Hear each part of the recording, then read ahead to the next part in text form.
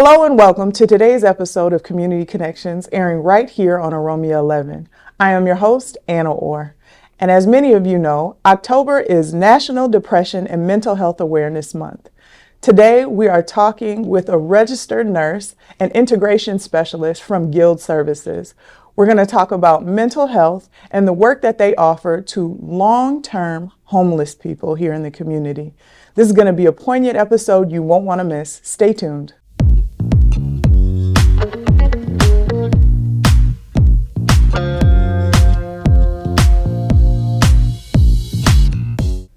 It is wonderful to have you joining me today, Balan Abdisalam. You work with Guild Services. Can you talk to me about what the work of Guild is? Of course, yeah. Thank you for having me here today, Anna. Guild has a variety of different services. We offer employment services. We offer mental health services on different aspects, as far as we have different programs, one being TCM, which is deals more with clients who have frequent hospitalizations. And then we also have a different program that's called BHH, which prioritizes clients who are not frequently as hospitalized but may have different needs, and we've tried to tailor those needs to each individual client, and that is the program that I'm a supervisor for. Okay. And how long have you been doing that work for Guild? Yeah, I've been, I would say I've been a nurse now for about 9 years, but I've been with Guild for about the last 5 months. And you were talking about the program you work for. You are a registered nurse. Correct. But you also are an integration specialist for this program. Can you explain to viewers what that work looks like for a program like yours? Of course, yeah. The integration specialist the role is a very, I would say, unique role, because it ties in the part of me being a nurse, right, and having that clinical background and giving the team some medical and clinical background for clients, as well as that supervisory component to help lead the team and guide them as far as when it comes to clients' clinical needs. And so the integration specialist's role is really to integrate those two different components into one. I think that's really important. Now, you all have a footprint where you all work with not only folks that are dealing with mental illness, but people that are also long-term homeless residents here across the state of Minnesota.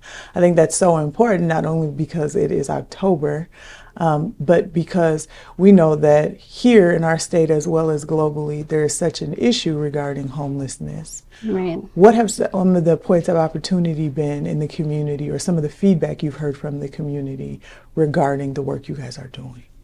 Yeah, and so you bring up a really great point. And, you know, homelessness and mental health are actually go quite hand in hand. I think a lot of people don't know, but a lot of people who are homeless are either, you know, going through some mental health struggles, even let's say that they weren't before, right? Even, you know, being homeless can cause some mental health struggles as well, being, you know, whether it be anxiety, depression, right? If you don't have somewhere to live, it can be really hard to function. So the way that, you know, Guild tries to empower and, you know, tailor our program to meet clients really where they're at. We try to, you know, see, you know, what we can do. So our services can differ depending on what the client's needs are. And I think the community has really sought out that we've been helping them quite a bit, you know. One of the things that we do for clients who are homeless and they aren't able to get some of the paperwork or mail that they get mailed to them, we provide an address for them so that they can come and pick up their mail at Guild. So that's one of the few ways that we've been helping the community out. I think that's so important. You spoke to more of the cause and effect and how things necessarily go hand in hand. How can I work on my mental health if I'm consistently consumed with where am I going to live or what am I going to eat tonight? Right. I think it's very important for you all to offer not only those wraparound services, but also start to create some stability. I don't think I've heard of a program that creates an address for someone to be able to start receiving mail. We live in the digital age, so where people are consistently trying to fill out forms or keep up with documentation, sometimes if you're not able to have a residence, it almost seems like a catch-22 to start to rebuild your mental health, let alone stabilize your housing situation. Exactly, yes. And so that's one of the few things that we do to kind of help as far as, creating an address for someone. And there are a lot of other things as far as employment services, right? Because one of the ways, as you know, if you don't have a job, it's really hard to have a stable place to live. So we offer those employment services so that someone is able to look for a job that can meet their needs, or maybe a job that can fit. Maybe a 9 to 5 is not practical for you right now, but it could be in the future. So working on what can we do right now to help you get it back on your feet. I think that's important, one step at a time. Now, I was doing a little bit of research, putting together some information for today's interview, and I found this of note to be of sincere importance on your website. It says, Guild's mental health services are integrated, meaning the programs work together to provide clients with continuity of support. They are holistic, meaning they treat the whole person and recognize that mental illness impacts all areas of life. They are person-centered, meaning the treatment approach is determined by the needs of each individual, and they are community-based, meaning we come to you where and when you need help. I think that is so important because we know that not one size fits all when it comes to many things, let alone mental health. And just because you may have encountered someone dealing with anxiety or bipolar disorder or schizophrenia, that doesn't mean that it'll show up the exact same Correct. in someone else. Right, exactly. How bipolar shows up for one person won't be the same way that it shows up for someone else, especially, if they're at the beginning or in the middle of their treatment, or if they're getting treatment at all. So it really does depend. And yeah, we do try to tailor services depending on what's going on in your life right now. As far as, like I had explained, there is BHH and then there's TCM. And so the program that I'm currently supervisor for is the BHH program. And what's unique about the BHH program is that a lot of clients sometimes feel that maybe, that I'm doing great right now. I've got my meds, I'm taking them daily, I feel stable. And sometimes they might kind of feel like they don't need help right now. But the great thing about the BHH program is that even though we do work with clients who are more stable and are not going into the hospital as frequently, we still follow up with those clients, and we try to make sure that we try to prevent them from going into the hospital or prevent them from going down that spiral by checking in with them monthly. And so I think that's a very unique program where we really strive on prevention. And as you know, prevention is huge on a huge way to make sure that clients are not hospitalized and that we avoid unwanted outcomes. Now, you spoke about the behavioral health home program, and then you referred to another program. Can you explain what that acronym is for people that may not be familiar? Of course, yeah. So I talked about the behavioral home health program, and then there's also another program that's called TCM, which is targeted case management. And this program is more for clients who are more frequently hospitalized, I would say more than 2 times a year, and they might need a little bit more help. And so we have case managers who are ready to address some of those concerns with the client. I would say the difference between TCM and BHH is that the more frequently going into the hospital is the part that we are trying to prevent. And so the programs are, you can still have schizophrenia or bipolar and be in either program, but it's more about the frequency of hospitalizations that TCM specializes in. Thank you so much for that distinction. Now, talk to me about how the work of Guild collaborates with local leaders and organizations to encourage mental health awareness and support long-term homeless populations. Yeah, we have a lot of different, I would say, um, connections with local leaders. One of them being NAMI is a connection that we have. And another, we have different connections, I would say, with different organizations in the community. But we really strive to connect with the community as much as we can by hosting our own events. And getting out there. And I would say, even doing this interview today and, getting to know different populations, we really strive to kind of bridge that gap. I think it's so important to have existing community partnerships, or at least be open to existing community partnerships, because there are, like you said, so many different populations represented here, but also I know that we are often better together in being Correct. able to navigate each other's clientele and discover new ways of doing things or improve on old ways. Not only helps us understand the scope of people you serve, but also improves that scope. Talk to me about what efforts ensure all education materials are culturally and linguistically relevant to the East African population. We know that they have a very large footprint here. Yeah. Yeah. One of the ways that we try to bridge that gap is that a lot of our materials and our documents are transcribed into different languages. The East African population has quite a few different dialects. Right. And so we've tried to meet those needs by translating our documents into those different dialects, and not only for the East African community, but for other communities as well. One huge factor that prevents people from accessing healthcare is knowing about it, as well as being able to access and read. And so I think by us doing that, it's kind of helped bridge that gap. While you all are bridging the gap, can we talk about some of the ways that Guild is currently engaging minority communities? Yeah, I would say one great way, I think, is when you see yourself in some of the people that are helping you or who want to help you, you kind of feel a sense of belonging. And so our case managers and a lot of our team is very diverse. And so our clients can see themselves in some of our case managers. They might have similar backgrounds or maybe have similar stories.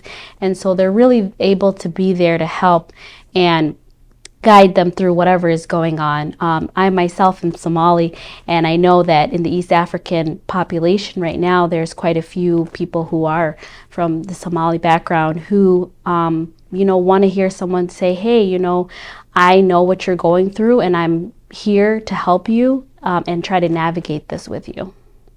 We know that representation really matters, and I don't know about anybody else, but I breathe a little bit easier when I walk into a space and see someone that looks like me or looks like you, even if it's just we're both two women in a space, versus kind of looking around and you're like, I don't see anyone that reflects my population or my community here in a space. So I'm sure that it puts clients at ease as they try to navigate some really daunting experiences going forward. Exactly. Now, do you know of any current plans to increase the work of Guild within the East African community? Yeah, one of the events that Guild hosts and is going to be hosting this year is called Ladder of Hope. And Ladder of Hope is one of our Guild opportunities where clients are able to come and share their story and talk about some of the struggles they went through when they first started with Guild, how their life has changed and what Guild has done to help them. And so this event is going to be coming up here soon, and it can be a part. It can help guide some of our clients or soon-to-be clients, and when they see this air and they see some of the stories and how Guild has helped, hopefully it can show them that if they're going through similar struggles, that they're not alone and that there are other people out there who maybe have gone through what they're going through and they can see themselves in that. Is Ladder of Hope taking place in the near future, or is it coming up around the top of the year? Yeah, it should be coming up in the next couple of months, and it should be posted on our website at guildservices.com. And you should definitely, if you're able to look on the website, you'll be able to see that. Thank you for letting us know how we can stay connected to you guys. Now, you talked about Guild being out in the community and going to participants, meeting them exactly where they are out in the community and giving them support in that way from the TCM program, is that correct? Correct, yeah. As well as the Behavioral Health Home Program. Yeah. But talk to me about how you all are reaching long-term homeless populations out in the community and promoting mental health awareness directly, one-to-one, or in a community setting, if we know that people are struggling with being stable or sometimes struggling with being in one area at one time. Yeah, we're actually working on hosting some events at Guild where people can come and join and learn about our services, and it's going to be more of a drop-in session style. And so we're hoping to have that coming up in the next couple of months. Another way that we've been, hoping to strive for change in the community is by participating in Homeless Day on the Hill. And that's where we go to out and we go to our politicians' offices and we actually try to advocate for policy change. And so that's another way that we've been trying to help.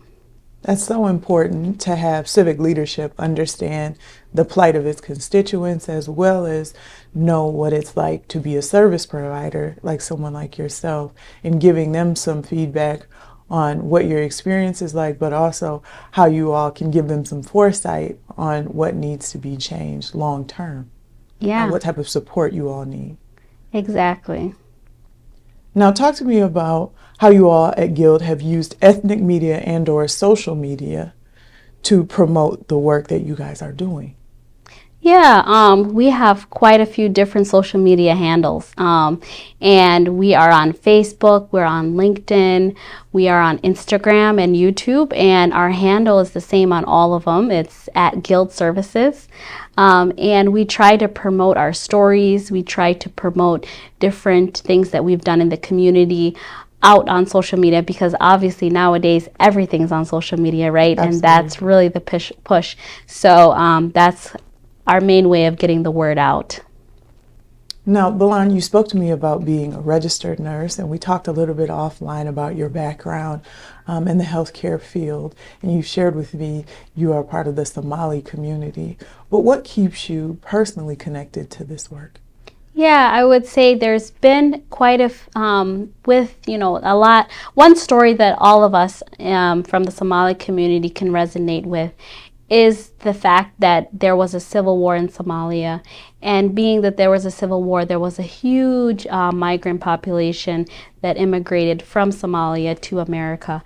And so being that a lot of people are struggling with, PTSD from the war and maybe other mental health illnesses that have occurred from that huge migration, it affects the population today in ways that some people may still not understand, but are, coping with some of the repercussions. And so it does personally affect me, because seeing in the community how people are affected by it, it really speaks to my heart to help the population as much as I can and help people. Being that I think most people from the East African community have migrated here and are, dealing with different, even as something as simple as just weather changes, in Africa, the sun's always out all the time. And here, there's a lot of people who are lacking vitamin D because we're not out in the sun like we used to. So there's just a lot of changes. And I think that working together to kind of figure out how we can help each other out is part of my passion and my goal.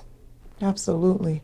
Now, you spoke to this a little bit, but how do you see yourself navigating trying to reduce the stigma around mental health awareness or long-term homelessness? Because we know sometimes our communities aren't as open to having traditional services for whatever reason.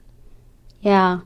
And I think because I think in general it's been a new turn in general for everyone to, understand, when they're feeling down, has this been going on for longer than normal, or is it just, we all have our bad days, right? But depression is actually characterized as something that's been going on for more than a month or so, and that it's affecting your life, right? So kind of taking that deeper turn and looking in. But I think that, getting the word out is a huge part of it. I think when people are able to see other people's stories and feel that they can resonate with that, I think part of that is, getting the word out and being able to see it and kind of resonate with it. I think that's a huge part of us getting the word out. I think that's really important. Now, for anyone that is interested in staying connected to the work you guys are doing, you did provide us with you all social media handles as well as with your web address. But I just want you to take a second and look directly in this camera and just talk to someone that may be experiencing mental health issues, or start to say, you know what, I do want to start to get a handle on some things that I feel like have existed a little bit longer than normal, or maybe dealing with long-term homelessness, and give them some tools, but also let them know where they can find you guys to receive some support. Yeah, I want to let you know that if you've been noticing lately that things are not sitting right with you, if you're noticing that maybe you are becoming more forgetful, or if you're noticing that you feel sad more days than normal, I want to let you know that you're not alone, and that what you're going through is something that a lot of people go through. I want to let you know that there are services out there that can help you. And if you take a look at our website at guildservices.org, you can actually go, and there is a contact us button where you can fill out some paperwork, and we can take a look and we can give you a call, and we can help you kind of navigate what you're going through. So I want to let you know that there are people out there who are dedicated and who are willing to hear your story out and help you get the help that you need. You can find us on social media, on Facebook, on Instagram, YouTube, LinkedIn, or Facebook at Guild Services. Thank you so much for joining me, Balan. Unfortunately, that is all the time that we have for this episode of Community Connections. I want to say thank you to Balan for joining me today, and to the amazing people at Guild Services, NAMI, and their other community partners that are making sure that people in our population are not struggling with long-term homelessness and or mental health alone. Please be sure to take care of each other, and if you are worried about your mental health or about your stability with housing as the colder months approach, please make sure that you connect with Guild Services. As always, I am Anna Orr. This has been Community Connections, airing right here on OROMIA11. I look forward to connecting again with you soon.